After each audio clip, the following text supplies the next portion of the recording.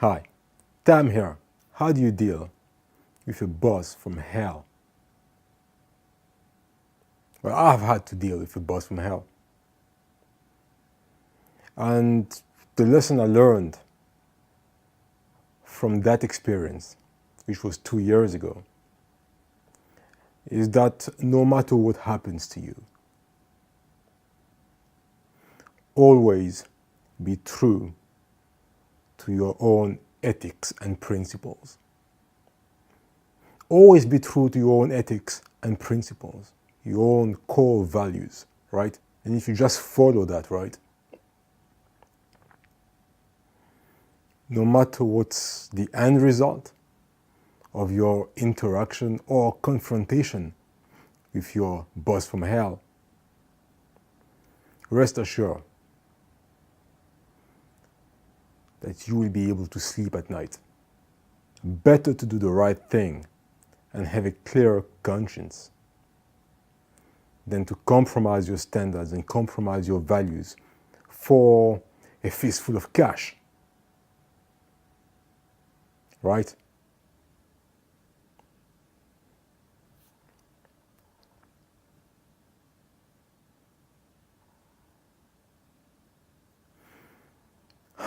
So this is what happened to me.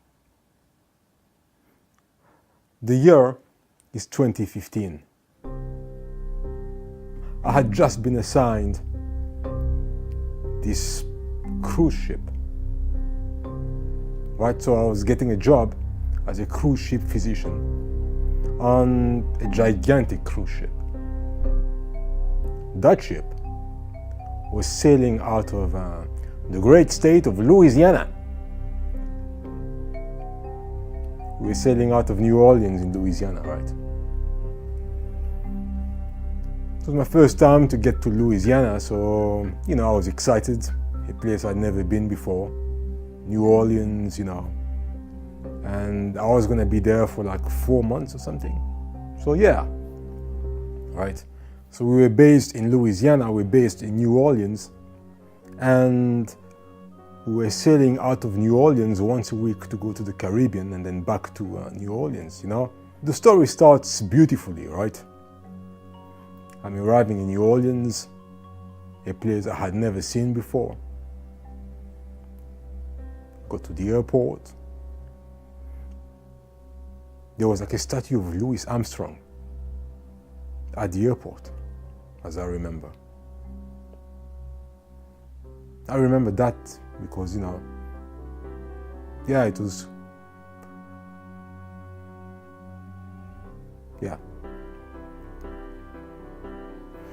Got to my hotel, and then the following day or 2 days later, got on the ship.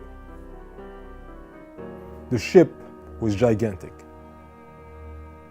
6,000 people, guests and crew included. Right. So at the beginning, it was good. I really loved it. Big ship, lots of facilities there, lots of restaurants, lots of, just to explore the ship. It took some days, Actually, after a week, I was still unfamiliar with certain areas of the ship.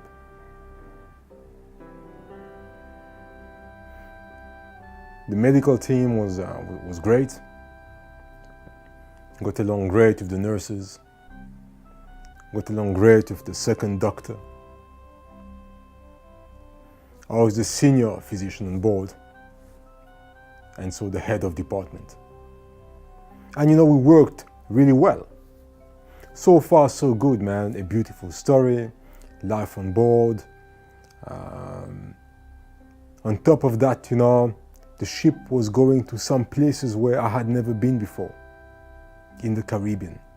So, the whole thing was exciting, A new city, a new state, Louisiana, I've never been there. We're going to some ports I've never been. I'm on a ship I've never been to. A big ship, with lots of things to explore and do, The team is great. The management team on board is great. The captain is great. It was a pleasant stay. Fast forward to 3 months later, the captain, who was a great captain, was going home on vacation. And so a new captain was coming in to replace him.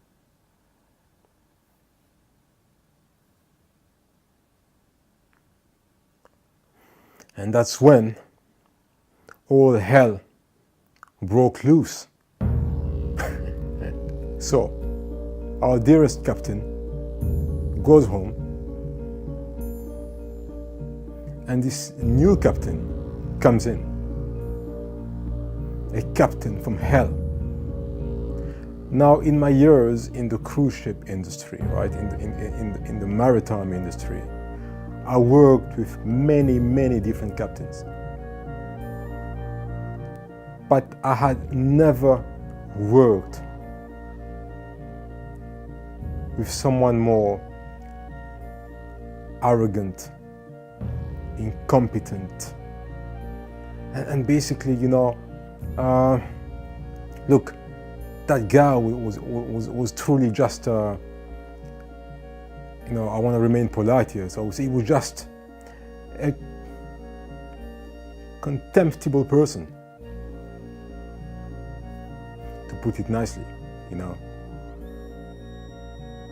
Not one inclined to logical thinking. That's the guy we were dealing with here. On top of that, that captain was on his first year as a captain. So he had what we call the stripe syndrome. And from the first day he stepped on board, I just had this feeling that, this is not a nice person. I mean, you know how it is, sometimes, somebody you've never met or you're meeting for the first time, and they just have this negative aura circling their body, right? They've got this negative aura emanating from themselves. You just feel uneasy around them. They're just not, I'm sure you understand, it's almost like a sixth sense. When somebody walks in the room, just by the way they look at you and, the way they speak to you, you just don't feel good about them. So that was the captain that we had on board, someone suffering to some extent from some Trumpism, you could say, right? So at first, right, because I was to interact with the captain almost on a daily basis, I was treading very carefully, sizing him up, observing his interaction with the other senior officers and other crew members. And I quickly realized that this guy was not a nice person, He looked at everybody else on the ship as being an inferior in rank, and so an inferior in every aspect you can imagine. And that in itself is an inferiority complex, right? When you feel the need to tell people that you are superior to them. There was a sudden change in the atmosphere of the ship the minute the guy stepped in. He made life on the cruise ships, especially for general crew, and to a certain extent, staff members, because you have crew, staff, and officers. He made life for them, crew and staff, a bit more difficult. And that wasn't nice, and nobody liked that, including the other senior officers. Very quickly, things escalated. Things got worse between us. Anyway, days went on, and with every single day passing by, the situation was just deteriorating between my captain and I, right? And there's just too many examples to mention, but for instance, the captain would come to me and say, oh, you know what? That particular nurse, she's not greeting me when she sees me in the morning. Evidently, he had some interest in one of my female nurses and was not happy that she was not greeting him when they would meet in the corridors of the ships. Mind you, there would be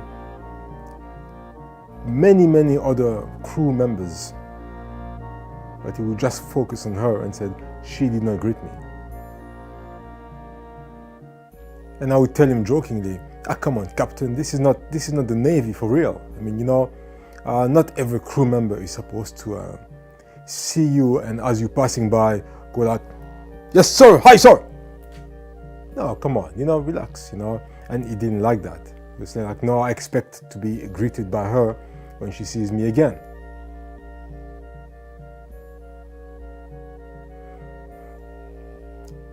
As the head of department, I went back to the nurse.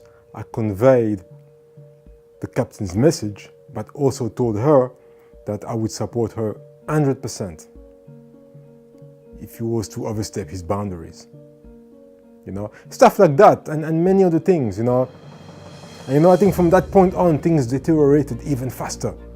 You know, like, yeah, we just openly disliked each other from then on. You know, and that culminated basically with him, whereby he wanted to impose a new rule where for every crew member that we, the medical team, were booking off sick, we were to send him a report of the nature of the illness of the crew member. And I remember I told him straight away that this is against the HIPAA Act of confidentiality of patients. And he went on to say that, you know what, I'm the master of the ship, I'm the captain of the ship, this is my ship, and you know, you are under my command, I am your boss, and you will do as I say, basically. By that time, you know, our relationship had completely deteriorated. And I remember telling him that, you know what, you might be the captain of the ship, you know, and I dutifully respect your command, but I will not break the patient-doctor confidentiality. That's never going to happen. All right? After all, we still go by the Hippocratic Oath and all that stuff, you know, so this is not even on the table. I'm not going to discuss this with you. And, you know, I remember we talked about that. He was very upset. And then later on, called me to his office, later on that day. And he basically stated the same thing again, that, you know, from now on, I need to know why people are booked off. Because I see a lot of patients are booked off, and I'm afraid that some patients may be faking symptoms, and there could be some infectious diseases on board, so I need to know the medical illness of every single crew member on board. And I told him, there's no way this is going to happen. You know, this is confidential. It's none of your business, you know. And, you know, I gave him several examples, but he wouldn't hear any of it, you know. And basically this escalated. I remember that day, things really escalated. And, you know, it was like a Crimson Tide confrontation. You remember that Denzel Washington, Denzel Washington, and who was the guy again? Gene Hackman confrontation, you know? It was close to something like that. Captain, I cannot concur. Repeat my command. Sir, we don't know what this message means. Our target package could have changed. You repeat this order or I'll find somebody who will. Hell no, you won't, sir. You're relieved of your position. Cobb, remove Mr. Hunter from the control room. Get Lieutenant Zimmer in here right now. No, sir, I do not concur, and I do not recognize your authority to relieve me under command under Navy regulations. Cobb, arrest this man and get him out of here! Under operating procedures governing the release of nuclear weapons, we cannot launch our missiles unless both you and I agree. Cobb, Now, what are this you is not waiting a for? formality, sir. This is expressly why your command must be repeated. It requires my assent. I do not give it. And furthermore, you continue upon this course and insist upon this launch without confirming this message first. I will be Chief of the boat, back by the rules of precedence, Captain, commanding authority officer of the and command, USS Alabama, regulations I order you to place the XO under arrest on the charge of the Navy mutiny. regulations. I say to again, relieve I order you to of place the command, XO Captain. under arrest on the charge of mutiny. Cobb! Captain, please, the XO is right. We can't launch unless he concurs. And in the end, I don't know, I think we left it like that, but it was very tense. We were barely greeting each other, just to be professional in the public eye, right? And then within that same week, I mean, this guy was looking for me, man. Within that same week, he called me back to his office about another matter. And it was a silly, trivial matter about it was a silly matter about a key and a card that was supposed to be put in a well, it was a ridiculous thing, you won't understand unless you've worked on a cruise ship. It was about the port manning protocol and the port manning cards, and how he felt that some of the nurses and the doctors included were not actually going by his directive, and that became a big issue. And now it was an issue about, well, I cannot go by your directive because you haven't given me a key to actually open the place that I'm supposed to. It was some silly thing there, and it was basically my word against his word. And again, the guy ended up raising his voice, and again, you had a Crimson Tide type of moment, whereby I was forced to tell him in a polite language that basically he is being incompetent. And I told him I was going to write a full report to the Human Resource Director. And he said, I'll write my report as well. And, he wrote his report, I wrote my report. Obviously, him being the captain of the ship, the HR director, the Human Resource Director being under the captain, you could see that lady at the hands tied, man. She did not even want to take my complaint. Like, she did not even want to take my written complaint, like my affidavit of sort, because she felt like, oh, I can't really go against the captain, he's the captain, And then I thought, well, what can you do? In the end, I did not get the support that I was hoping to get from my management, meaning the medical side, from head office, on land. And I was forcefully removed from the ship. Yeah, but forcefully. The one day I was called at I remember I was called at about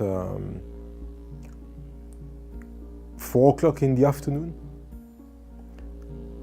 from head office. It was a satellite connection.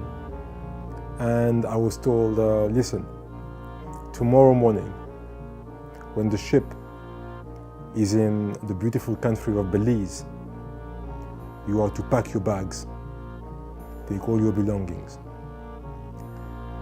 leave the ship, go to the airport, and fly back to the US. And from there, we'll take it from there. We'll take it from there. And that's what happened, and that was sad because I had so many great friends, and I left in the end like a thief in the night. I did not even get a chance to say goodbye to people I work with for months, apart from my medical staff, which was very sad, And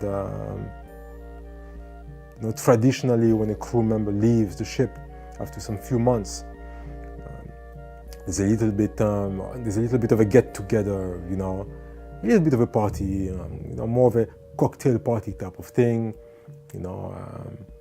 You would meet in the crew bar and reminisce about the good times, and you know, there was none of that. I was just unrooted. And the following day, basically, I mean, they told me this at 4 o'clock in the afternoon. I had so much stuff to pack. And then at 7 o'clock in the morning, I was to be off the ship when we arrived in Belize. And from there, you know, first of all, you're in Belize, you know, I had to organize a taxi there, you know, to get to the airport, and then spent a long time at the airport.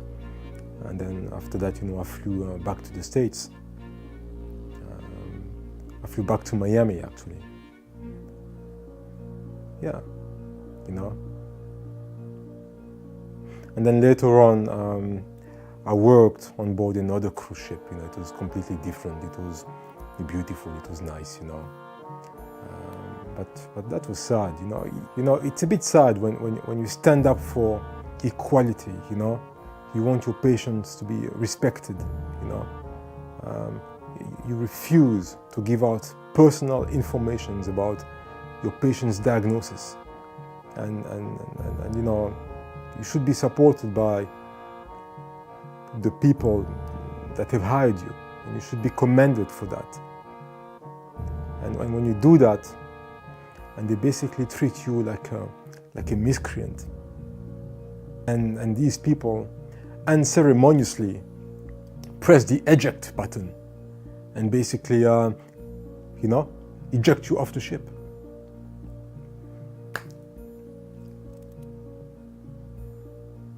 But anyway,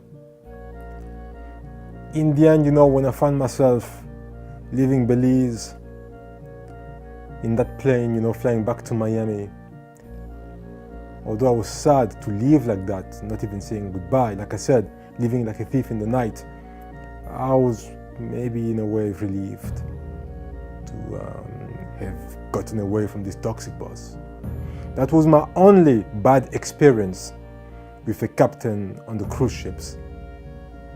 Having interacted with, I don't know, 10, 15, maybe 20 different captains, that was the only guy. A real pain, man. And yeah, hopefully I will never meet that individual again. The doctor that replaced me, you know, I just hope that he didn't cave in and he refused to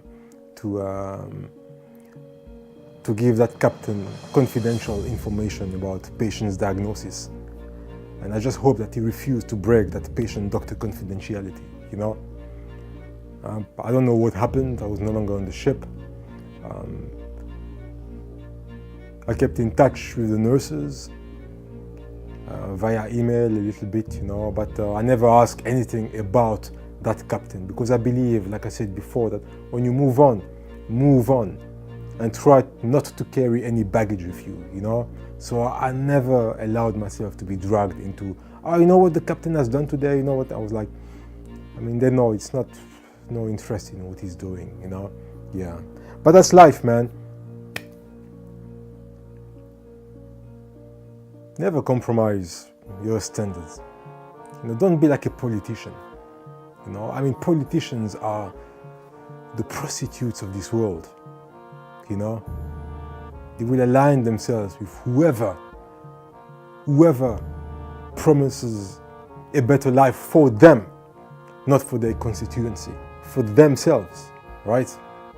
In every country of the world. So in the end, you could say I was dismissed from this ship, actually, you know, because I was removed forcefully. But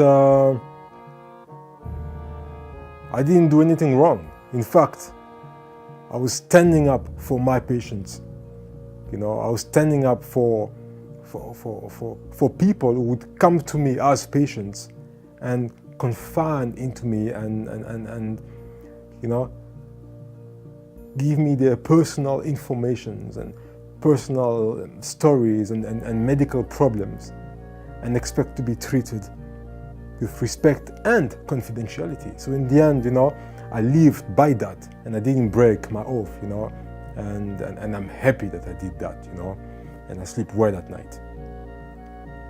And that's what we must do. We must always be on the right path. That's it. Yeah, always be on the right path. I mean, and that's the only way you're gonna get better every single day. Don't compromise, man. Don't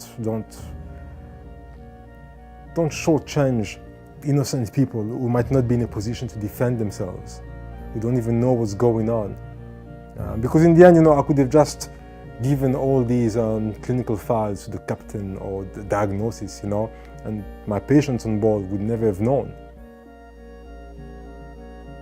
But then, what kind of a situation is that when the captain is in his apartment there, going, oh my God, this girl, oh this guy, oh no, no, come on, man. I mean, I would not be able to live with myself. Anyway, that's my story, man, and I hope this story can inspire you to always stand your ground for justice, for equality, and for work ethic. Cheers.